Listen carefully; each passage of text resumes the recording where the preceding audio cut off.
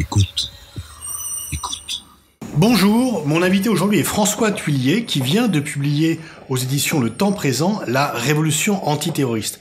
François Thuillier, vous avez un parcours dans le renseignement, vous travaillez sur les questions de terrorisme depuis une trentaine d'années et j'ai un peu le sentiment que je pourrais dire à la lecture de votre livre que vous inscrivez un peu à contre-courant de l'esprit dominant dans le débat public sur le terrorisme. Alors, j'ignore si je m'inscris à l'inverse du courant dominant. J'ignore même s'il y a un courant dominant dans la mesure où en France, il n'y a pas réellement de débat sur la politique antiterroriste suivie. Je remarque que cette politique antiterroriste a changé ces dernières années, mais elle ne l'a pas fait dans le cadre d'un débat démocratique. Je dirais même en dehors de tout débat partisan. Donc tout ça se fait, je dirais, de manière empirique. Bon, s'il y avait un débat démocratique qui opposait différentes thèses en présence, on pourrait dire ça, mais malheureusement, ça n'est pas le cas. Alors vous, à travers ce livre, je cite une de vos phrases, vous voulez opposer au bruit des attentats le silence monacal de la connaissance. Oui, en effet, je trouve qu'il y a beaucoup de bruit autour du terrorisme, et le terrorisme s'en nourrit malheureusement, et que plus on en parle, plus on est affaibli. Tout ça fait beaucoup de vacarme, et évidemment, ce que Marx appelait les bénéficiaires secondaires du crime terroriste s'en repaissent et ils font leur miel de tout ça. Je crois qu'effectivement, on manque de connaissances et qu'il y a une bataille à mener sur l'intelligence autour du terrorisme qui elle-même n'est pas encore menée et sur laquelle on a perdu beaucoup de terrain déjà. Vous expliquez qu'il y a 3 forces spécifiques qui expliquent la façon dont on regarde le terrorisme. Le premier, c'est la fascination pour la violence de l'Occident. Le second, c'est l'information business. Et la troisième, c'est finalement le fait que le pouvoir politique se sent affaibli et voit dans la lutte contre le terrorisme un moyen de se relégitimer. Peut-être peut-on prendre ces 3 facteurs les uns après les autres. L'Occident vous paraît fasciné par la violence. Il est d'autant plus fasciné par la violence que la violence l'a quitté depuis... enfin en tout cas en partie depuis le XIIIe siècle, et qu'on s'aperçoit que, en tout cas si on consulte les données sur par exemple le taux de crime et d'atteinte aux personnes pour 1000 habitants, on a une baisse spectaculaire depuis le XIIIe siècle, donc on vit dans un Occident qui s'est globalement pacifié, et qui, de ce fait, regarde désormais la violence comme un peu son alter ego, son ombre, et est fasciné par cette violence du terrorisme qui lui revient aujourd'hui. Ça, c'est la première chose. La deuxième chose, c'est que les médias, ce que j'appelle l'information business, évidemment la libéralisation des différents médias aujourd'hui, a montré que la violence était pourvoyeuse d'audience pour les principaux médias, et que, de ce fait, elle est une source de revenus importante pour les médias, notamment les médias audiovisuels. Et la troisième chose, oui, je crois que le pouvoir, et notamment les gouvernements néolibéraux occidentaux actuels, cèdent plus ou moins difficilement à cette tentation d'utiliser la menace terroriste pour asseoir leur pouvoir, pour créer de la cohésion au sein de leur population, et que c'est une tentation facile à laquelle un certain nombre de gouvernements dits occidentaux peuvent avoir tendance à céder en ce moment. Donc il y aurait une sorte de cercle vicieux, le public est fasciné par la violence et les médias lui en servent pour attirer son attention, et du coup la digue des pouvoirs politiques qui normalement devraient donner un cap sur le long terme sont eux-mêmes. Donc si je vous suis bien, les médias suivent le public et les politiques suivent les médias. Voilà, tout le monde suit, et ce qui obère un petit peu les capacités de réflexion sur le sujet. Ces 3 forces dont je parle dans mon livre sont extrêmement puissantes et emportent tout débat démocratique sur la question. On s'aperçoit que notre politique antiterroriste a changé depuis un certain nombre d'années, et ce, en suivant ces vecteurs qui sont d'une puissance inégalée aujourd'hui.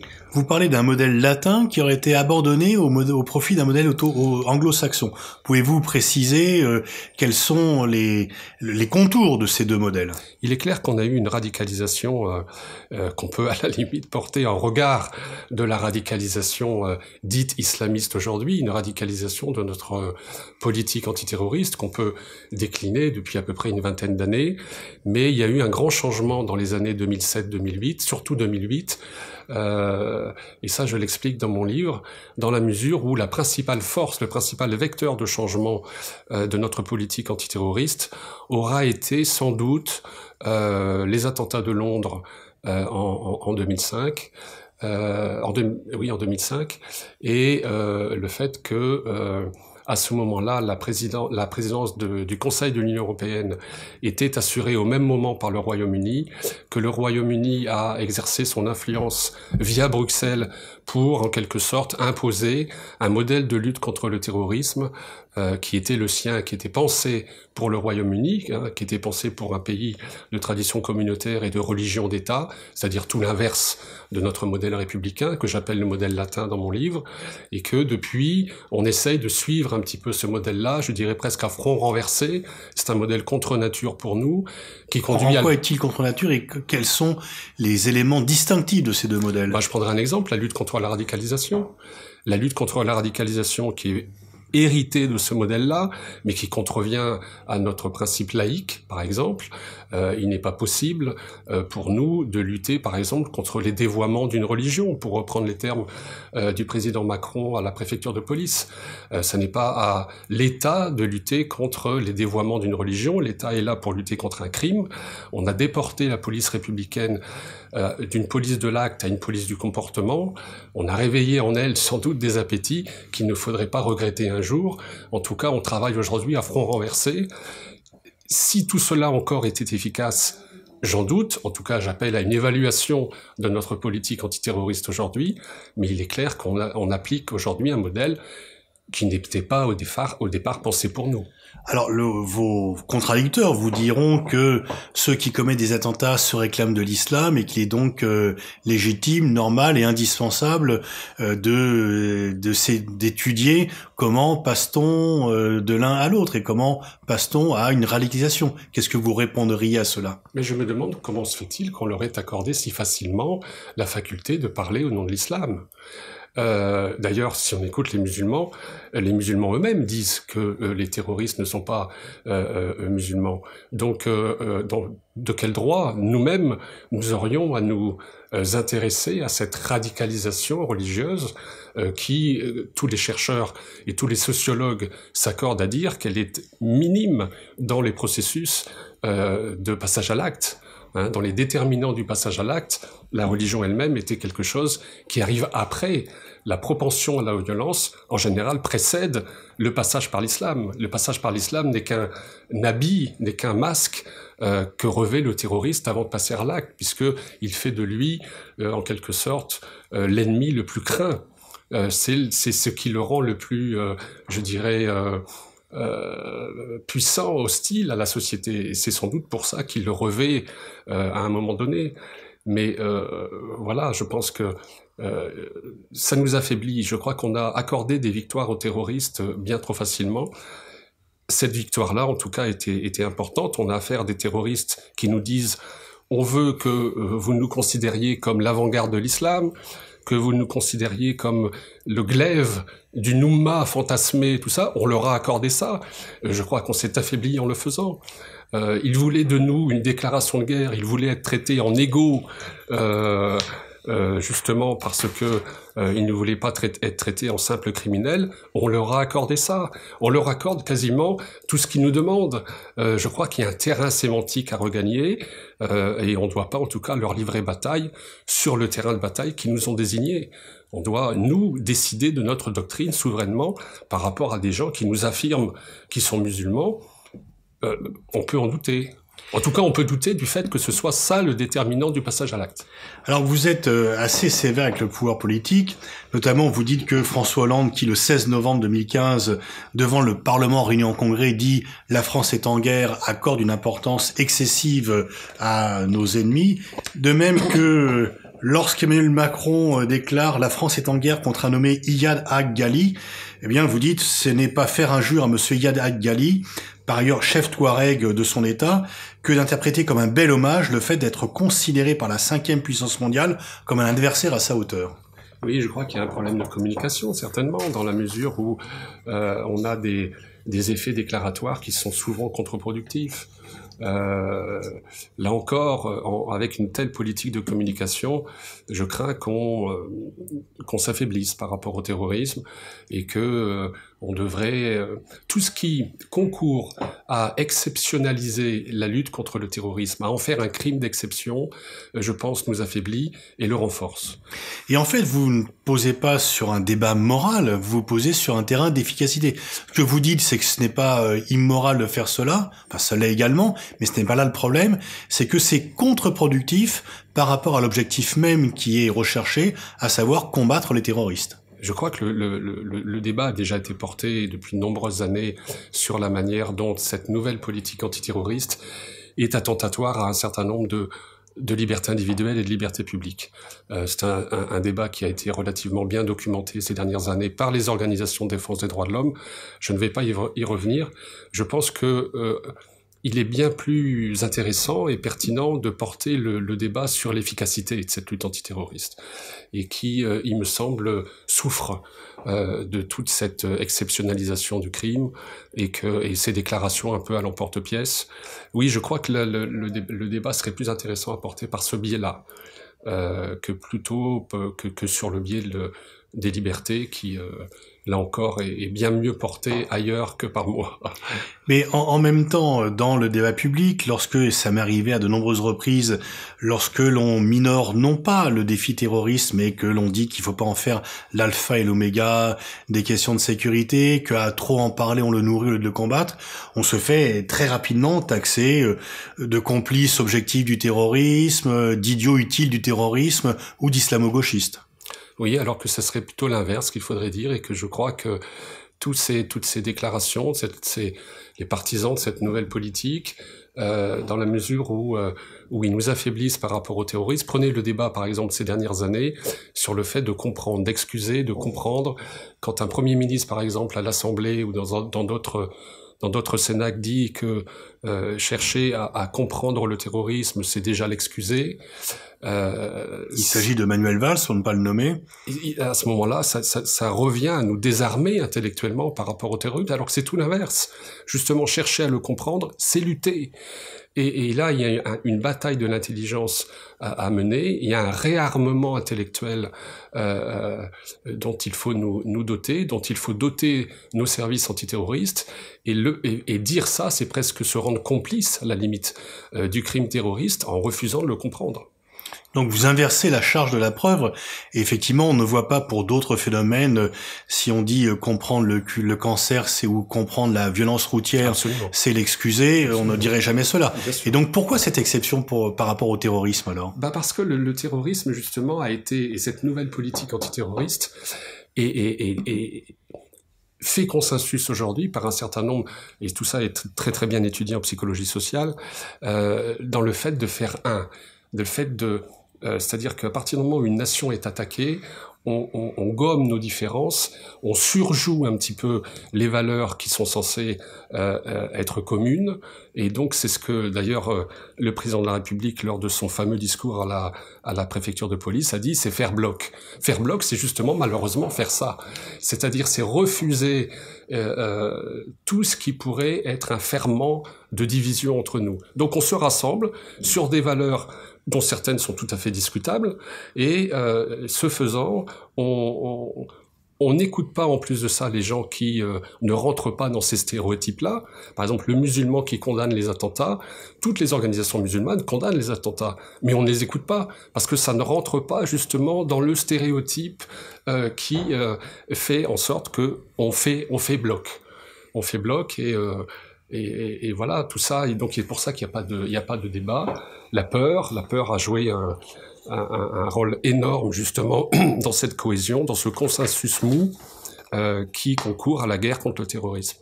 Alors, vous parliez tout à l'heure de la politique de lutte contre la radicalisation.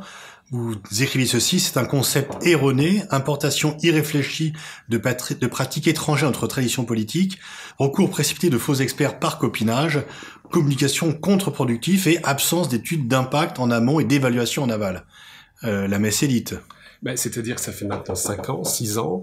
Je crois que le premier plan d'action de lutte contre la radicalisation remonte à 2013 et avait été édicté et proposé par le SGDSN.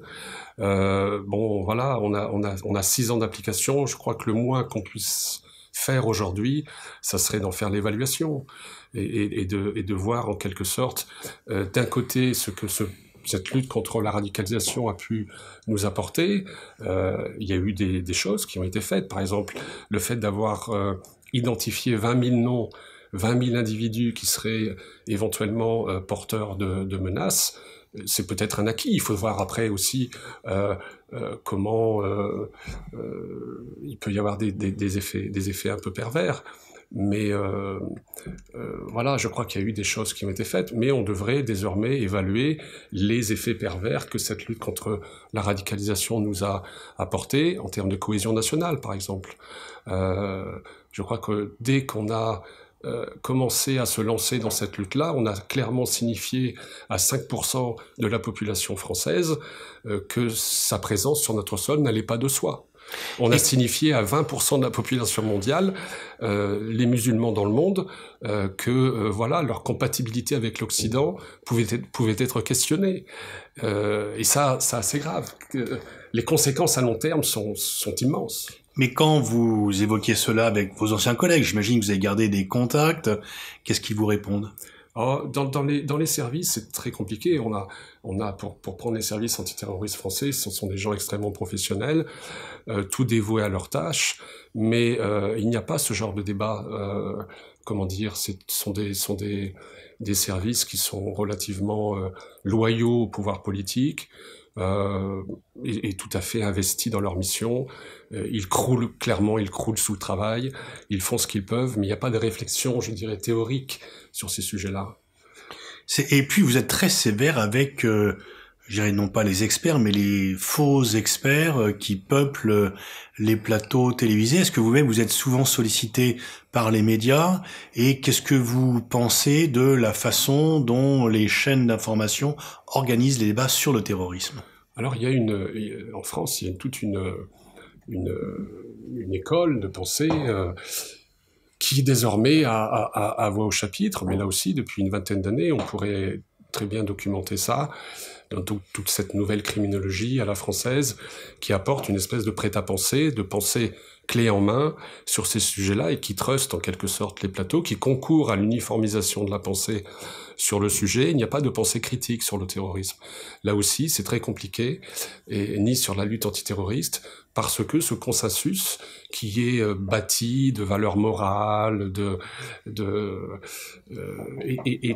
fait bloc et est très difficile à percer, parce qu'on considère que plus on aboie contre le terrorisme, plus on est légitime, alors qu'en fait, plus on s'affaiblit par rapport à lui. Mais en même temps, vous parlez de sociologues qui ont documenté, enfin vous appuyez vous-même sur les travaux de sociologues pour fournir ce diagnostic. Donc tout le monde n'est pas dans la course à l'échalote à faire de la surenchère contre le terrorisme. Alors après, il y a un problème de format par rapport aux médias audiovisuels en particulier, parce que le format qu'ils proposent à la parole critique n'est pas suffisamment long, n'est pas pour faire des développements, et je connais beaucoup de collègues sociologues qui refusent d'aller sur les plateaux, estimant que leur pensée y sera forcément caricaturée. Voilà. Et donc, oui, mais est-ce que c'est pas un piège, et est-ce qu'on laisse pas la mauvaise monnaie prospérer si la bonne monnaie refuse de se compromettre dans les médias? Bien sûr, c'est sans doute. Il faudrait inverser le courant, mais c'est compliqué. Oui. Mais est-ce que vous voyez beaucoup de gens qui sont carrément des imposteurs, qui viennent sur les plateaux télévisés sans parler de ce qu'ils connaissent? Il y a des gens qui ont des choses à vendre, ce que des sociologues appellent les marchands de peur en France et qui sont extrêmement nombreux et qui, on a affaire là à une sorte de confrérie qui va de substrat un peu théorique, donc cette nouvelle criminologie entre guillemets dont je parlais tout à l'heure, jusqu'aux sociétés de conseil en sécurité et donc on a affaire quand même à un système relativement cohérent sur lequel s'appuient d'ailleurs les politiques depuis une vingtaine d'années, de tous bords confondus. Là, c'est vrai qu'il y a une chape de plomb un peu théorique qu'il faudrait briser pour arriver à un vrai débat démocratique sur la lutte antiterroriste. Vous êtes également sévère avec le parquet antiterroriste et vous dites que le juge finalement s'arroge des droits et définit une politique sans en connaître tous les éléments. Oh, c'est-à-dire que je reviens un petit peu sur la question de la spécialisation des magistrats. Je suis intervenu dernièrement devant le syndicat de la magistrature qui était étonné qu'on puisse encore se poser la question de la spécialisation des magistrats sur le terrorisme parce que comme si c'était un fait acquis sur lequel on ne pourrait pas revenir. Eux-mêmes souhaitent d'ailleurs questionner le sujet. Je crois que quand on a commencé après 82, donc 82, suppression de la Cour de sûreté de l'État, et dès 86, en fait, on spécialise des magistrats sur le sujet. Je crois que, voilà, on a créé aussi un espèce de proconsul de la lutte antiterroriste qui souhaite incarner. Il y a eu des dérives. Il y a eu des dérives dans l'incarnation de la justice antiterroriste ces dernières années qui n'ont pas... C'est quoi l'ego, le goût de la vedettarisation? Certainement, bien sûr, et qui n'ont pas apporté beaucoup de bienfaits dans la lutte antiterroriste, sans doute. Et puis en conclusion, en fait, vous mettez en fait en cause le soft power et quelque part vous écrivez que la concentration que l'on met ou la priorité accordée à la lutte antiterroriste, eh bien, en fait passer sous les radars de l'information des défis qui, pour notre sécurité, sont bien plus importants, notamment la déstabilisation économique, écologique, sanitaire. Est-ce que vous pensez que la façon dont on évoque la lutte contre le terrorisme dans le débat public nous fait échapper une grande partie de problèmes qui sont bien plus importants? Bien sûr, parce que parler de la lutte antiterroriste, ça n'est jamais parler que de ça. À partir du moment où on priorise ce type de lutte, forcément, ça se fait au détriment d'autres menaces. Et que, en tout cas, là aussi, il faudrait que ce soit un débat démocratique dont le Parlement devrait se saisir. Est-ce que le terrorisme représente justement cette menace mortelle pour notre pays ou notre civilisation dont on nous parle, et n'y a-t-il pas des menaces sans doute plus insidieuses et plus dangereuses? Et donc, vous concluez, le terrorisme cultive ce curieux paradoxe d'occuper finalement une place marginale dans le paysage des violences sociales, mais une place à part dans la hiérarchie des dangers. Oui, je crois qu'il y a effectivement ce paradoxe. Le terrorisme bénéficie d'une visibilité énorme aujourd'hui dans le débat public, à tel point qu'il pourrait être là aussi par un certain nombre de régimes sans scrupules utilisé comme une forme de dissuasion civile. C'est le mot de Paul Virilio, par exemple, quand il dit que la lutte antiterroriste, il faut forcément y adhérer parce que le fait de critiquer justement cette guerre contre le terrorisme pourrait nous faire apparaître comme des complices de ce combat, et que les luttes contre les injustices sociales, par exemple, par rapport à la lutte contre le terrorisme, pourraient désormais apparaître comme déplacées, hors sujet, voire presque complices, en quelque sorte, de la lutte antiterroriste. Et on est arrivé à ce débat-là, surtout aujourd'hui, dans ce climat un peu particulier que vit la France. Et la lutte contre le terrorisme n'est jamais innocent. Je veux dire, en quelque sorte, dis-moi comment tu luttes contre le terrorisme et je te dirai qui tu es. Ça révèle souvent ce qu'est un régime et ce qu'un régime a dans le ventre, en quelque sorte.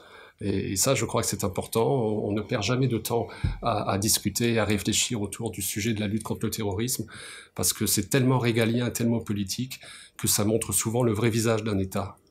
Merci François Thuillier, c'est justement réfléchir sur le terrorisme, c'est justement ce à quoi invite votre livre, La révolution antiterroriste qui vient de paraître aux éditions Temps Présent.